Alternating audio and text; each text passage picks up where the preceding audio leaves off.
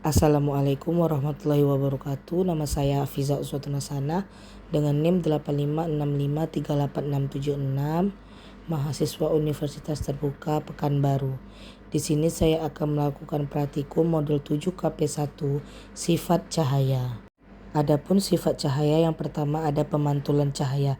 Di sini tujuan pemantulan cahaya menjelaskan sifat-sifat cahaya, menjelaskan sifat-sifat bayangan yang dihasilkan oleh cermin, menjelaskan sifat-sifat bayangan yang dihasilkan oleh lensa, menentukan fokus cermin cekung dan menentukan fokus cermin cembung.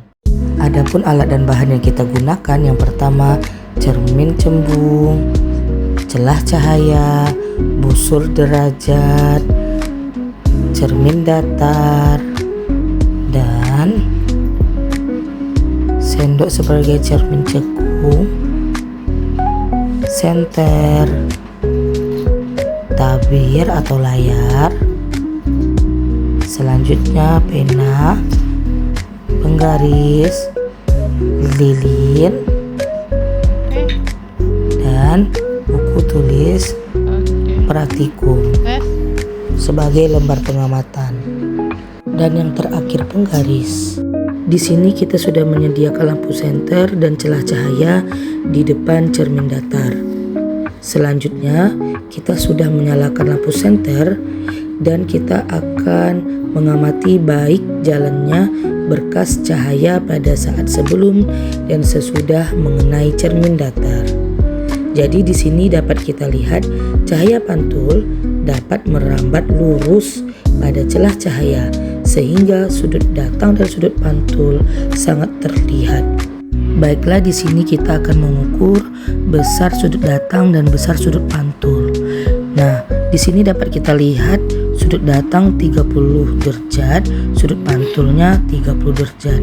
Sudut datangnya 50 derajat, sudut pantulnya 50 derajat. Selanjutnya ya, sudut datangnya 70 derajat, sudut pantulnya 70 derajat. Selanjutnya sudut datangnya 90 derajat, sudut pantulnya 90 derajat. Selanjutnya sudut datangnya 110 derajat, sudut pantulnya 110 derajat. Maka dapat kita lihat dan dapat kita simpulkan sudut datang dan sudut pantul sama besar. Selanjutnya kita akan mengamati sebuah lilin yang kita geser-geserkan di depan cermin datar.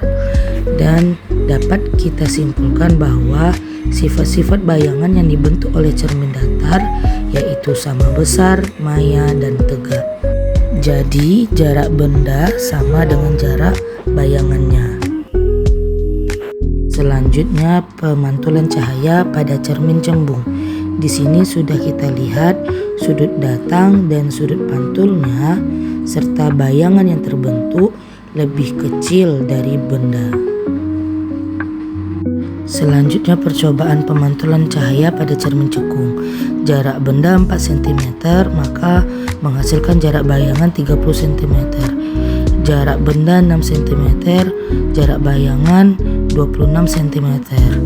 Jarak benda 8 cm, jarak bayangan 19 cm. Jarak benda 10 cm, jarak bayangan 11 cm. Terakhir jarak benda 12 cm, jarak bayangan 3 cm. Jadi dapat kita simpulkan semakin jauh jarak benda maka jarak bayangan yang dihasilkan semakin dekat dari cahaya. Selanjutnya pembiasan cahaya.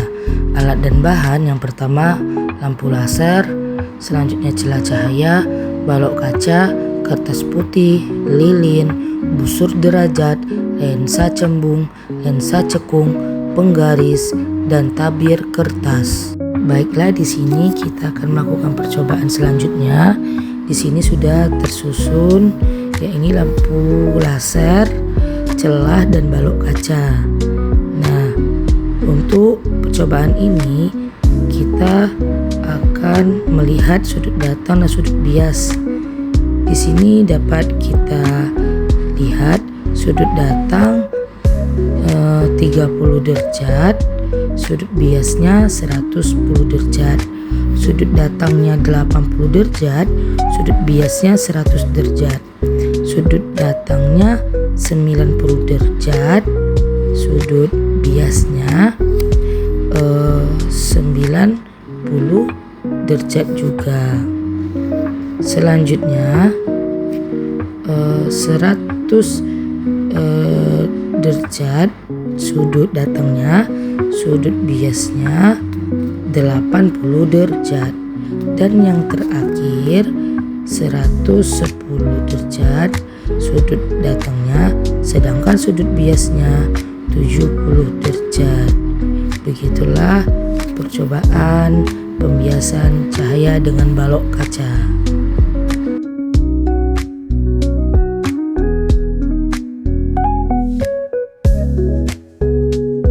Selanjutnya, kita akan mengamati sebuah huruf pada buku dengan jarak yang relatif dekat antara lensa dan huruf. Kemudian kita akan menggeserkan ke atas secara perlahan menjauhi huruf tersebut sampai bayangan huruf menjadi sangat besar dan kabur atau tidak nampak. Nah, di sini dapat kita lihat setelah saya menjauhi setelah saya mengangkat lensa tersebut semakin ke atas, kira-kira 15 cm di sini, semakin jauh lensa yaitu hurufnya semakin kabur. Semakin dekat lensa maka bayangan huruf nampak lebih besar. Baiklah, di sini lensa cembung, layar, lilin dan penggaris panjang sudah tersusun. Kita akan mengatur letak lilin dan lensa cembung agar diperoleh bayangan nyala lilin paling tajam pada tabir.